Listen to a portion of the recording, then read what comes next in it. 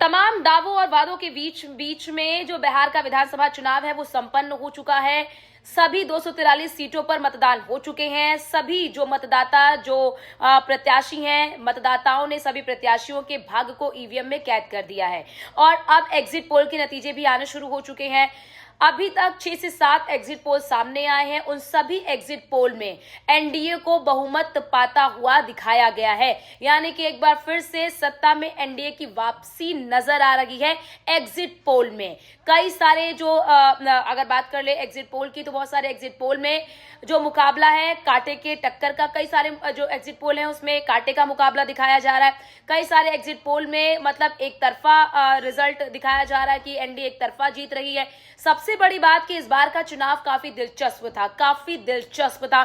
कई सारे बदलाव किए गए इस बार के चुनाव में। एसआईआर का मुद्दा हो, वोट चोरी का मुद्दा हो, रोजगार का मुद्दा हो और इसके अलावा भ्रष्टाचार का मुद्दा हो, कानून व्यवस्था का मुद्दा हो, कई सारे जो मुद्दे हैं वो प्रभावी रहे हैं। लेकिन जिस तरह से प्रशांत किशोर जनसुराज लेकर उन्होंने बिहार वासियों को एक विकल्प दिया, तमाम एग्जिट पोल्स में वो विकल्प जो है वो एक तरह से साइड होते हुए नजर आए।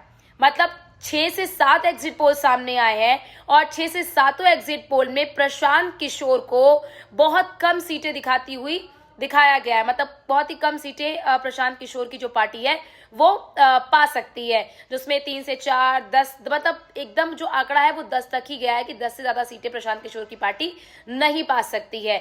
तो बिहार में पहले चरण में बम्पर वोटिंग हुई, 65% तक मतदान मतदाताओं ने किया। दूसरे चरण में भी 65% से ज्यादा मतदाताओं ने मतदान किया। तो आपको क्या लग रहा है कि ये एंटी इनकम्बेंसी है या प्रो इनकम्बेंसी है? क्या तेजस्वी यादव जो मुख्यमंत्री बनने का सपना देख रहे हैं, उन्होंने तो बिहार चुनाव के दौरान कह दिया था कि 18 तारीख को मैं मुख्यमंत्री पद की शपथ लूंगा, तो क्या तेजस्वी यादव का सपना एक बार फिर से टूट जाएगा और क्या एक बार फिर से एनडीए सत्ता में वापसी करने जा रही है? अगर ऐसा है, अगर एग्जिट पोल एग्जैक्ट पोल साबित होते हैं तो इसमें बड़ा मुद्दा क्या होता है? क्या महिलाओं को जो 10,000 रुपए दिया गया नीतीश सरकार की ओर से, चुनाव के दौरान भी ये पैसे बांटे गए थे, चुनाव के दौरान भी महिलाओं के खाते में ये पैसे आ रहे थे और इसी बीच तेजस्वी यादव ने, जब पहले चरण का मतदान होना था, पहले चरण के मतदान से पहले तेजस्वी यादव ने 30,000 का ऐलान कर दिया, वादा कर दिया कि अगर उनकी सरकार बनती है तो 14 जनवरी को यानी कि मकर संक्रांति वाले दिन 30,000 रुपए हर महिलाओं के खाते में आएंगे।